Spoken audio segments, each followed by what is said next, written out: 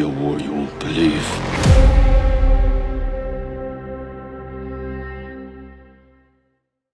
Souvent considéré comme le meilleur de la saga Rambo, First Blood est le parfait tremplin qui a permis à Sylvester Stallone de poursuivre son ascension vers le sommet du cinéma. Entre discours politiques sur les ravages de la guerre et démonstrations de force en milieu hostile, je vous propose aujourd'hui de découvrir l'histoire de First Blood, de la genèse du film jusqu'à sa sortie au cinéma. Vous allez voir que ce film a réalisé un véritable parcours du combattant avant d'apparaître sur le grand écran. Allez, sans plus attendre, c'est parti!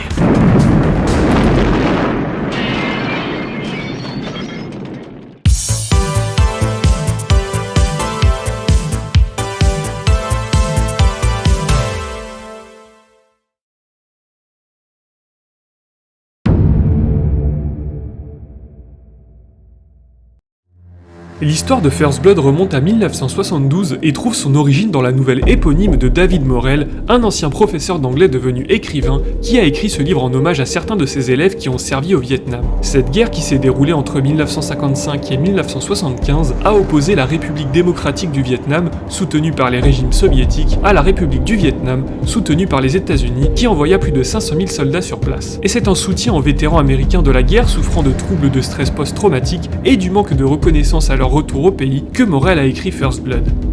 La nouvelle raconte grosso modo la même histoire que celle du film, mais avec quelques variations. On a par exemple un Rambo différent physiquement, puisqu'il est décrit comme un gamin barbu et aux cheveux longs, mais surtout comme un homme sanguinaire et violent qui n'hésite pas à tuer presque tous ses poursuivants dans le livre. Le scénario de la nouvelle se termine aussi différemment, avec la mort du shérif Teasle et de Rambo, ce dernier étant achevé d'une balle dans la tête par le colonel Samuel Trotman. Pour la petite anecdote, dans le livre, Rambo ne s'appelle pas John, mais juste Rambo. D'ailleurs, son nom provient de la pomme Rambo, une ancienne variété de pommes cultivée aux États-Unis que David Morrell trouvait délicieuse et dont il trouvait le nom puissant. Enfin, pour créer Rambo, l'auteur s'est inspiré de Audie Murphy, un héros de la Seconde Guerre mondiale connu pour avoir repoussé des centaines de soldats ennemis en tirant avec une mitrailleuse montée de la même manière que Rambo dans le 4e film.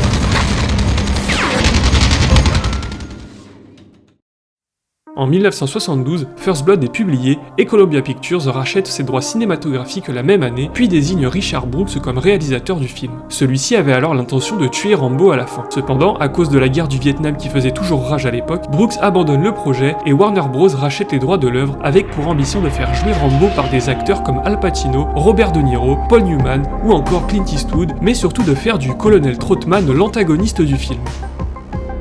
C'est après une nouvelle annulation et un énième changement de directeur que le studio Caracol Pictures rachète finalement les droits de l'œuvre à Warner Bros en 1981 et désigne Todd Kotcheff comme directeur qui proposera le rôle de Rambo à l'icône montante d'Hollywood, Sylvester Stallone.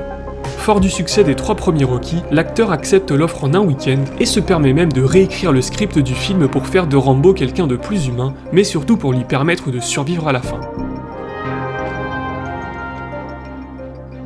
Une fin alternative du film sera tout de même tournée pour respecter l'histoire originale de son auteur, dans laquelle Rambo se suicide d'une balle dans l'abdomen.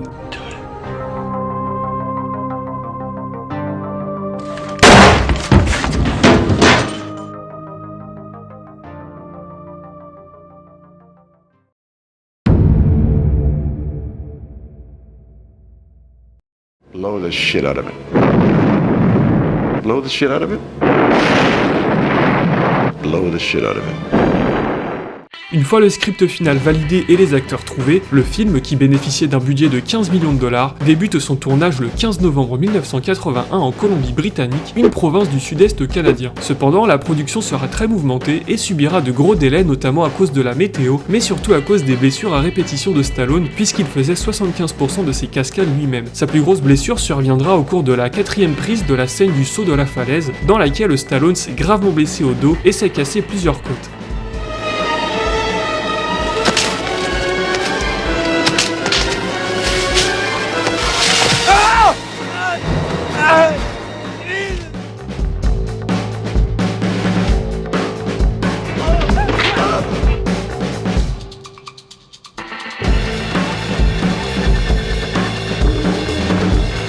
Un autre événement assez fou survenu au début du tournage concerne les armes à feu du film, dont une cinquantaine ont été volées, ce qui représentait environ 50 000 $ au total. Suite à ça, l'armée canadienne a dû s'occuper de la surveillance du tournage.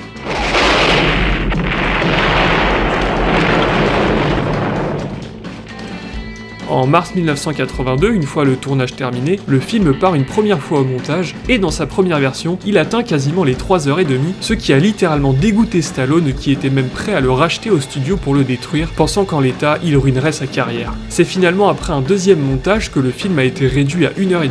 C'est aussi à ce moment-là que la scène finale a été changée par celle où Rambo survit et se rend à la police.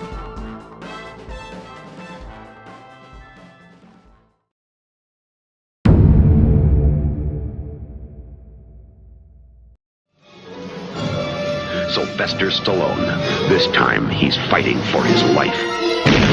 First blood.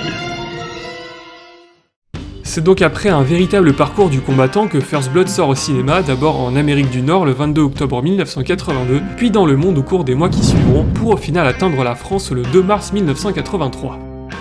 À sa sortie, les critiques de First Blood sont mitigées, une partie de l'audience trouvant que l'intrigue du film manquait de crédibilité, ou encore que la fin n'apportait pas la conclusion adéquate pour Rambo. Cependant, avec la sortie du film à l'international, les quelques critiques négatives laisseront au fil du temps leur place à des retours globalement positifs, faisant de First Blood un succès planétaire ancré dans la culture occidentale. Starting to dislike you.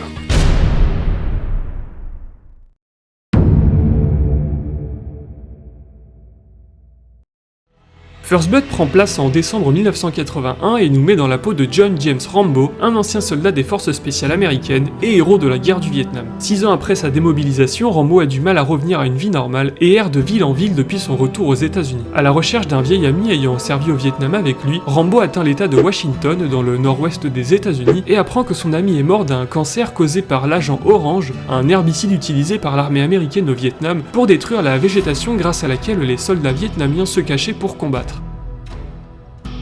Reprenant sa route, Rambo arrive dans la petite ville de Hope et est arrêté par le shérif Teasle, un vétéran de la guerre de Corée qui ne veut pas de vagabonds dans sa ville.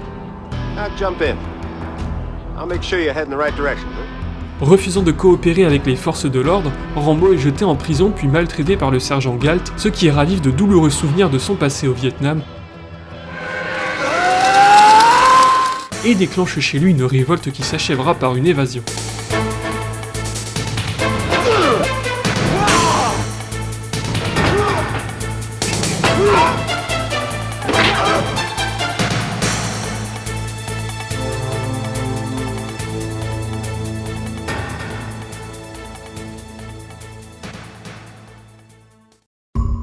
Les hommes de Teasle, ignorant le statut de héros décoré de Rambo, partent alors à sa poursuite à travers toute la ville de Hope et atteignent la montagne qui borde la ville. Traqué comme un animal, Rambo est alors contraint de se défendre. Il fait alors accidentellement chuter Galt de son hélicoptère, l'homme trouvant la mort sur le coup.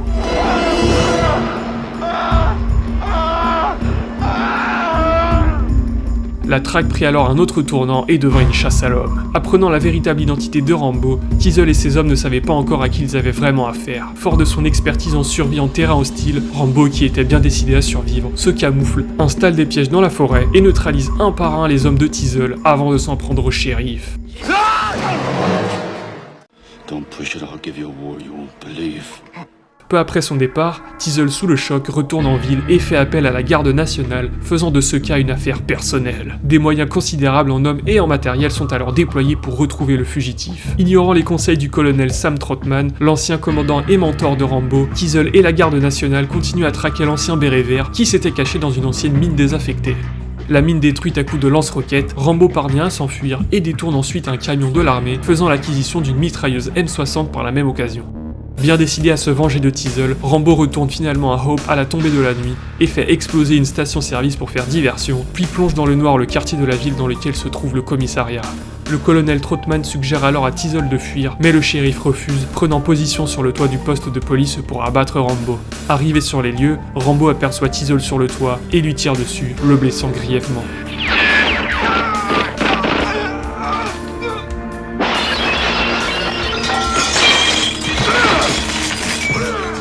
Sur le point d'achever le shérif, il est alors interrompu par son colonel, qui lui rappelle qu'il est le dernier survivant de son unité. Rambo critiquera alors ouvertement l'action du gouvernement américain avant de fondre en larmes en évoquant son expérience traumatisante du Vietnam.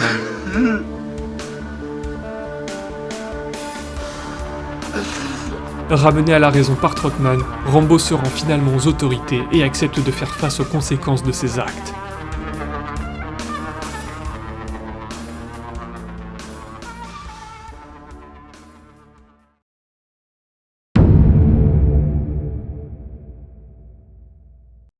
Rambo First Blood est un film d'action parfaitement maîtrisé grâce à un Sylvester Stallone parfait pour le rôle de Rambo, qui ne fait qu'un avec son personnage. Le message que porte le film est très direct, il critique les États-Unis pour la débâcle totale que s'est infligé le gouvernement américain en intervenant au Vietnam, et ce à tous les niveaux, que ce soit humain, social ou économique. Rambo incarne donc à lui seul l'Amérique qui ne s'est pas recyclée. Il est la voix de tous les soldats rentrés de la guerre détruits psychologiquement, que le gouvernement a entraînés, utilisés puis délaissés sans soutien moral ou financier à leur retour au pays. Les forces de l'ordre de la ville de Hope représentent dans le film l'incapacité des puissants à faire leur devoir de citoyen, car après tout Rambo avait juste besoin qu'on lui parle, pas qu'on le chasse.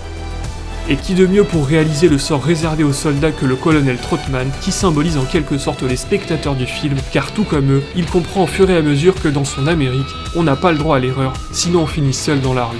Voilà ce que je pouvais vous dire sur Rambo First Blood. Si vous avez appris des choses et que ce type de vidéo vous plaît, n'hésitez pas à me le dire en commentaire, à liker cette vidéo et à vous abonner. Quant à moi, je vous retrouve bientôt pour un nouvel épisode des films validés par Hideo Kojima. Peace!